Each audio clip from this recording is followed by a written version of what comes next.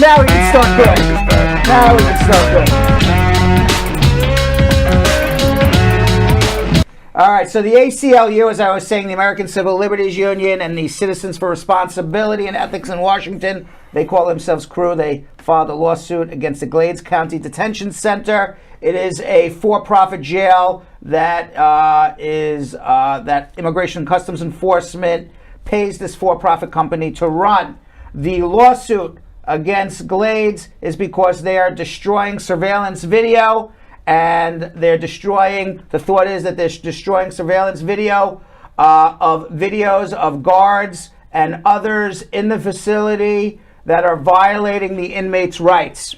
Glades is, according to the lawsuit, Glades is destroying video footage that could be used to substantiate reports of abuse against immigrants detained in the jail. The detention center is currently the target of multiple federal inquiries and civil rights complaints due to human rights abuses and conditions so inhumane that 8 members of Congress have called on the Biden administration to terminate ICE's contract with the facility. Kate Blankenship, the deputy legal director of ACLU, said these problems are systematic and long-standing, and if history has proven anything, Glades County will likely to continue to fail to address these issues and meet federal requirements. The big problem in all of this, Jonathan, is that the United States basically pays other corporations to hold detainees. We've talked about this for years on our show. Nothing has changed. Detaining immigrants is a for-profit business. The government wants to detain immigrants. Corporations want to detain immigrants because people make money when immigrants are detained.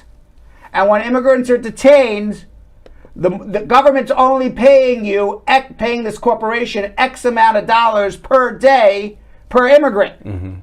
So they're not getting the Four Seasons hotel. Right. They're not even getting a Marriott hotel. Right. This corporation, or these corporations that run these jails, they want their goal is to make as much money as they can. So if they're getting per X amount of dollars per inmate, they want to house that inmate as cheaply as they can.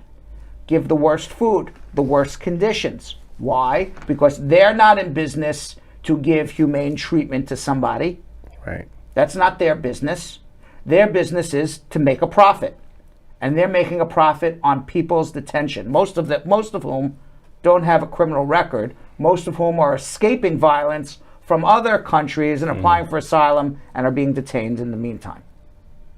So yes, the ACLU and CREW can do all of this, but until the United States government decides to run their own jails, and until the United States government decides, and Immigration Customs Enforcement decides to monitor their own jails and not give this business away to somebody else, this is always going to happen, unfortunately.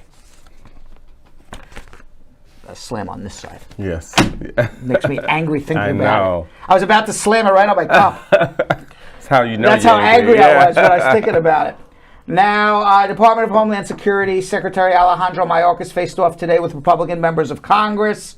He is on Congress trying to get as much money as he can for the Department of Homeland Security, especially for border enforcement. Republican Representative Michael McCall of Texas took issue with the way Mr. Mayorkas is running the Department of Homeland Security. He says the situation on the U.S.-Mexico border is, quote, out of control.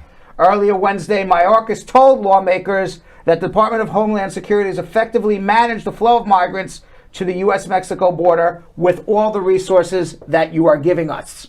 You don't give us resources, we can't do a better job than with what you give us. Mayorkas said we inherited a broken and dismantled system that is already under strain. It is not built to manage the current levels and type of migratory flows. Just last year, okay? Just last month in March, U.S. Customs and Border Protection on the southern border encountered more than 221,000 migrants. Wow. Now, we're talking about jail space.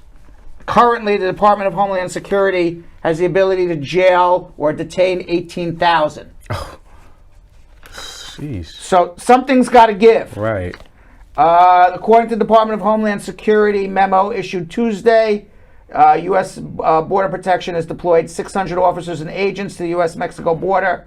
It doesn't even have the capacity to hold 18,000 people right now. It's in the process of expanding their capacity.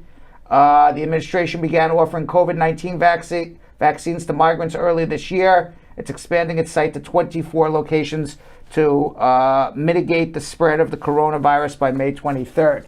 Now, everybody's up in arms about Title 42. Donald Trump decided the way he's going to end immigration. You have 220,000 people. Listen, U.S. government does not want, nobody wants 220,000 people trying to run across the border every month. I don't think there's anybody who would sanely say, yeah, that's a good idea. Okay? But the way that Donald Trump tried to end it was with Title 42. Make it as miserable. That's right, that guy. Look at him. Make it as miserable as you can for a human being, that it's so miserable on the border in Mexico, I'd rather go home. Yeah. That's what he tried to do. Mm-hmm. It's inhumane. It's not what the United States of America stands for. And it doesn't solve the problem. Right. Because as inhumane as you are going to be on the border in Mexico, things are still worse where they are. Yeah. So one of two things has to happen, Jonathan. Either one, conditions where people are coming from have to improve, or two, we as the United States, as a country, or any country where migrants are trying to get into, the wealthier countries have to be welcoming of them. Yeah. You don't really have a lot of choices here. Is there a third choice? Oh. That seems to be the problem. Yeah. Seems to be the problem. Meanwhile, dozens of Ukrainians are stranded in Tijuana right now. Ukrainians were being allowed into the United States because of the war that Russia started against the Ukraine. They were slowly starting to trickle in, applying for permission to enter the United States, escaping the war. Now that Title 42 has been reinforced by a judge, you're not allowed to make an application for asylum or entry at a U.S. border. You have to stay in Mexico while that is happening. That includes Ukrainians who are escaping the war. So how were the Ukrainians that are allowed to come, how were they coming? They were coming in because Biden overturned Title 42, but now a judge has decided that you can't. Oh, wow. Right. So now Ukrainians, they're stuck in Mexico. And they got two choices. They can try to remain in Mexico and see what's going to happen. Or they can go back to Europe. The United States is allowing 100,000 refugees to come from the Ukraine, but only if those applications originate from Europe. Okay. Why would they go to Mexico first then? Like, when they could have just came straight from Europe? What?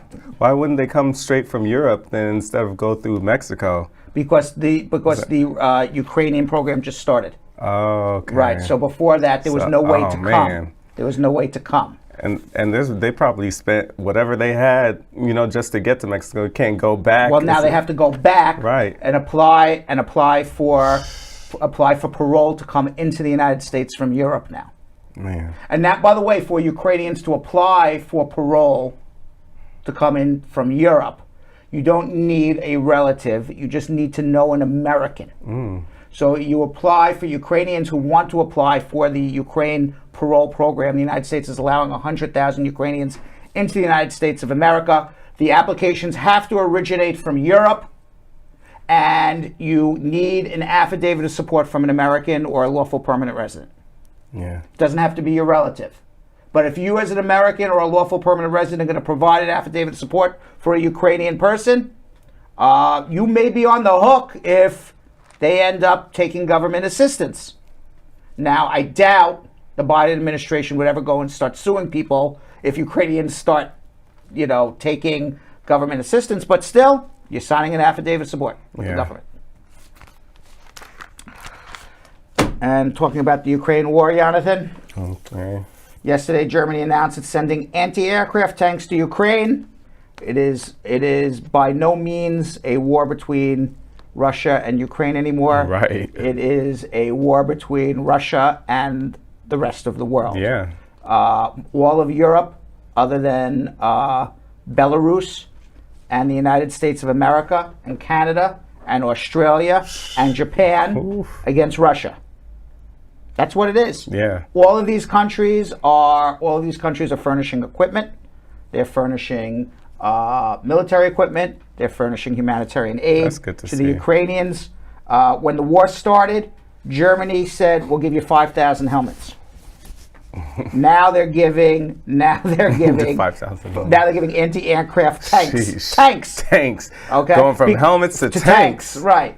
And the reason is that it's obvious now to most people that Putin is a madman. Maybe somebody in Russia will disagree with me, but outside of that, it's obvious he's a madman, and the concern is he's not going to stop at the Ukraine. Yeah. Poland is terrified. Romania is. Who's terrified right now? Moldova. They're not even part of NATO. They separate. Moldova is a European country that separates Ukraine from Romania. I would be scared too. And Putin is and his defense secretary and they're throwing around. Don't start with us. We have nuclear weapons, which scares everybody. Yeah. I mean, ultimately, right now, if the Ukrainian army is holding back the Russian army, they're not as strong conventionally as you would think they were going to be. Just from a military analysis, nobody thought Ukraine was going to be able to hold them off for 3 days, let alone weeks and weeks and weeks. And they're basically fighting them to a standoff at this point. It's terrible what's going on there, but to say the Russian military is menacing. If the Ukrainian military is holding them off, imagine what would happen if Germany, Italy, France, U.S., Canada, Japan, Australia, any one of those countries, let alone all of them in combination, decide to go to war against Russia. The concern, obviously, is nuclear war. Yeah, that's what I was about to say, because it sounds all good, but then... Right, I mean, the concern is obviously nuclear war. You see Putin in the corner, and he's got nothing to lose. Yeah. He may say, I got nothing to lose. That's what scares me. Which is the scary part of it all. Meanwhile, Russian energy giant Gazprom said it has halted gas exports to Poland and Bulgaria because the country's refusal to pay for oil in rubles. Poland, Bulgaria, Germany, they're all going to have to get their gas and oil from other sources.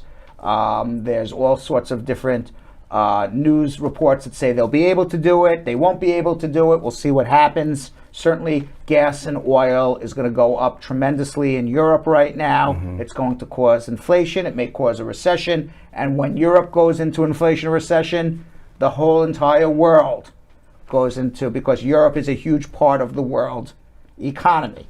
So what happens in Europe affects everybody, even if you don't live in Europe. And the reason why this is all happening, really, is because Poland is a staging ground for giving all of the military supplies to Ukraine. So Russia wants to punish Poland for being the staging ground for giving all the military supplies to Ukraine. Yeah. Poland wants to defeat Russia as bad as anybody else. They don't want to go back to the Soviet Union. Poland used to be part of the Soviet Union. They remember what it was like to be part of the Soviet Union. It wasn't pleasant. And they see this is what's happening again. So of course they're going to be a staging ground. The only reason why the U.S., Germany, and everybody else hasn't gotten involved is because of nuclear weapons. Which goes back to the point of, if you're a world leader and you see all of this right now, you're going to want to get a nuclear weapon. Because you say, you know what, if I have a nuclear weapon, I can do what I want. Everyone's going to be scared that I'm going to be a crazy person to shoot off a nuclear weapon. Somebody's going to be crazy enough to just do it. Yeah. Talking about crazy people, and not the judge, not the New York judge, but the person that the New York judge is holding in contempt, Donald Trump, another crazy person. He is in contempt after a state attorney general's office said he did not comply with a subpoena for documents a part of its investigation into the Trump Corporation. New York State, for those who don't know, is investigating Donald Trump. They claim that on insurance and mortgage documents, they claim that that the Trump properties were inflated, had much higher values, and on their tax returns that they had lower values to reduce their tax liability. So you can't have the same property and say this property is X amount of dollars on one application to get a mortgage or insurance, and on a tax return to the state of New York, say that same exact property is substantially less money, so to avoid paying taxes. Right. That's what the investigation is. Trump says Trump is in contempt. $10,000 a day a judge is fining him because he hasn't turned over one piece of paper. Now, his attorney, Alina Habba, told reporters that Trump, guess what, plans to appeal the decision. Why? Because Trump always appeals everything. That's his game plan. He appeals everything all the way to the Supreme Court of the United States. He can delay things for years and years, if not a decade. Yeah. So worry about it in 10 years from now. Now, in court, Trump's attorney, Habba, said that the former president does not believe he's above the law, but simply does not have the types of communications that were sought by the subpoena. Trump does not email, he does not text, and he has no work computer. But he has yet to sign an affidavit saying that. Jeez. The lawyer claims it, but he's never signed an affidavit saying it. And then Harvard, I don't know if you saw this yesterday, President of Harvard, Lawrence Bacow, said that Harvard University is dedicating $100 million to create a fund to research and redress its extensive entanglements with slavery. Wow. Yeah, the university's attempt to reckon with its past is detailed in a report titled Harvard and the Legacy of Slavery, which documents how the slave trade in the 17th and 18th centuries comprised a vital part of the New England economy. Wow. The president of Harvard, Lawrence Bacow, said the report makes plain that slavery in America was by no means confined to the South. This is what I thought was interesting. I didn't know this. It was embedded in the fabric and the institutions of the North. It remained legal in Massachusetts until the Supreme Judicial Court ruled it unconstitutional in 1783. I did not know that there was slavery in Massachusetts up until 1783. I didn't either. I did not know that. We were talking about it right before we came on the air. That's 7 years after the signing of the Declaration of Independence, where all the colonies said all men are created equal. Almost all men were created equal in their eyes, not all men. Now, for nearly 150 years from the founding of the university in 1636 until Massachusetts abolished slavery, Harvard presidents and others enslaved more than 70 people, according to the report, which lists the names of the people who were associated with Harvard in the appendix. The report said that these profitable financial relationships included most notably the beneficiaries of donors who accumulated their wealth through slave trading, from the labor of enslaved people on plantations in the Caribbean islands and in the American South, and from the northern textile manufacturing industry. Harvard financial investments included loans to Caribbean sugar plants, rum distillers, plantation suppliers. The commitment of $100 million by Harvard is for the creation of the legacy of a slavery fund. Some of those funds will be available for current use, while the balance will be held in endowment. They plan on using the funds to support the implementation of the report's recommendations, which includes the expansion of educational opportunities for the descendants of enslaved people in the South and in the Caribbean, establishing partnerships with historically black colleges and universities, and identifying and building relationships with the direct descendants of enslaved people who labored at Harvard. So I think they're going to give a lot of scholarships in the name of Harvard nice. at black institutions at HBCUs. in the United States. Basically what they're saying is they're going to start an endowment of scholarships. Part of this money is going to go to an endowment of scholarships to predominantly black universities, plus I'm sure at Harvard as well, for people who are descendants of slaves. No, I like that, especially since, I mean, slavery wasn't abolished until 1865. So I didn't know that it was even in Massachusetts until 17. For the fact that, it was in Massachusetts, till 1783, I mean, that's still a lot earlier than when slavery was abolished. So for them to be doing this when other states where slavery was still, in full effect, even after 1865, there was some slaves that were at those those states, I'm pretty, impressed that Harvard would do that. Yeah. I'm very good on Harvard. Yeah. Yes, for sure. Kudos to Harvard. Yeah. All right, you ready? Some camels? Oh yeah, let's let them out. We have some camels somewhere, Ian. Let them out. They've been dying to get out. Yes. It's hump day. It's hump day. All right, so you ever hear this woman, Cynthia Plaster? No. She's an artist. She's known for casting the erect phalluses, I guess the penises of famous rock musicians. And she has casted Jimi Hendrix, the Buzzcocks, Pete Shelley. I don't know who Buzzcocks are. I never heard of them. Oh, but no. that's an apropos name to have a phallus of This person? the Buzzcock guy. That's him? I guess, yes. That's him. The Dead Okay. Kennedys frontman Jello Biafra. His was a bit jello-y. Oh, okay. Well, she died at age 74 while attending art school in the 1960s. Oh, look at her. Yeah, while attending art school in the 1960s, she was given an assignment to create a plastic cast of something solid that will retain its shape. And she decided on rock musicians' penises. Well, And her most famous subject belonged to Jimi Hendrix. He agreed to do it in the summer of 1968 while on tour in Chicago. whoa. Yes. What? That's a pretty big one, I would assume, right? I don't know. Okay, Jimi Hendrix. Arbitrons, I mean, if you ever were curious, you got your answer you right got there. your answer right there. That looked pretty big. I don't know. Arbitron's work eventually grabbed the attention of Frank Zappa. I heard of him, who never subjected himself to the casting, but became sort of a patron of the artist.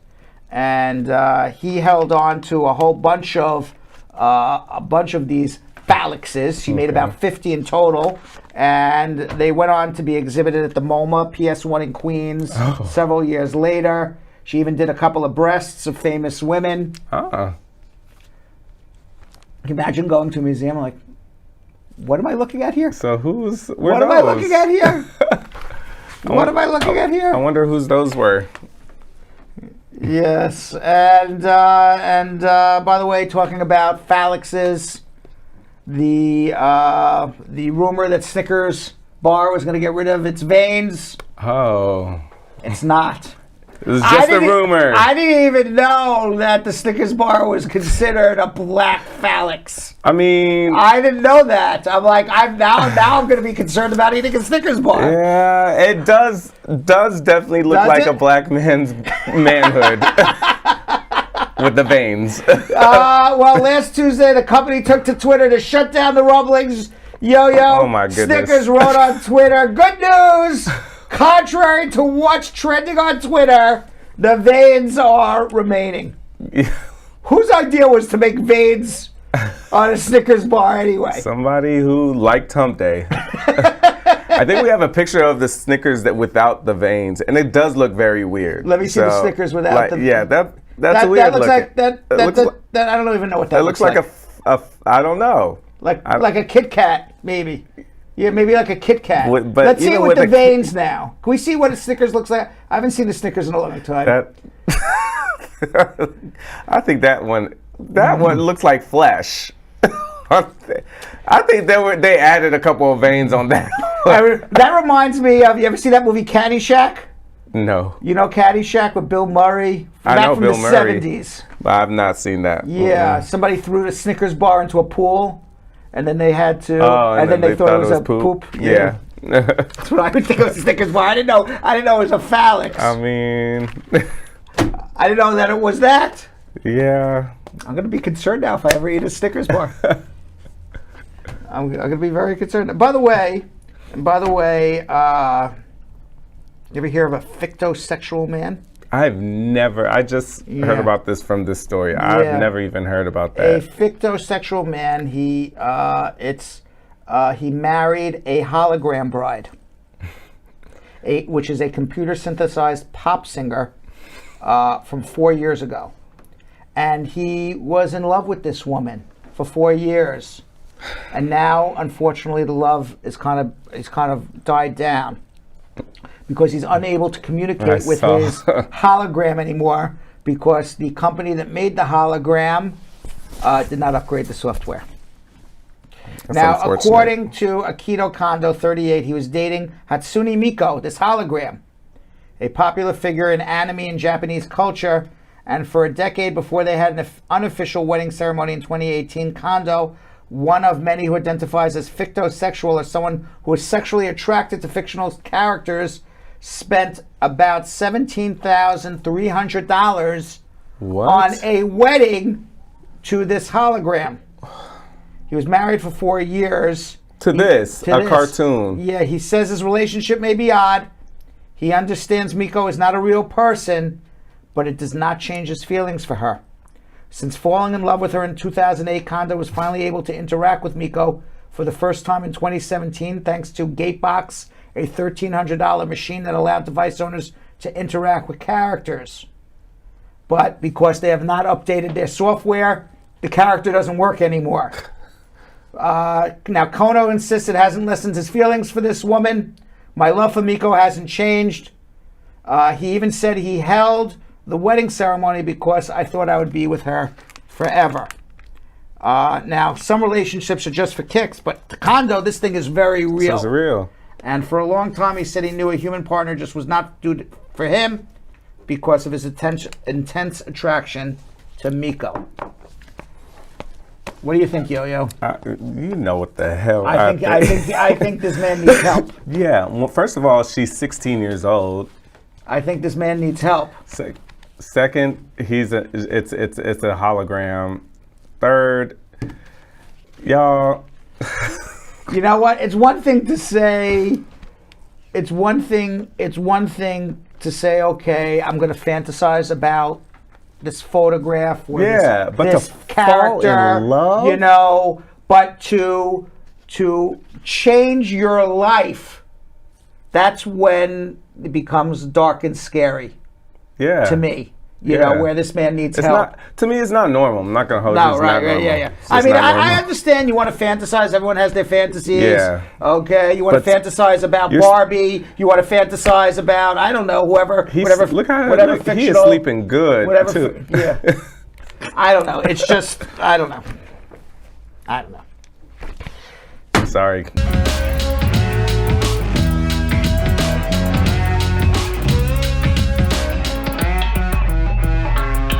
Thanks for watching. For more Bradshaw Live, like and subscribe to our YouTube channel.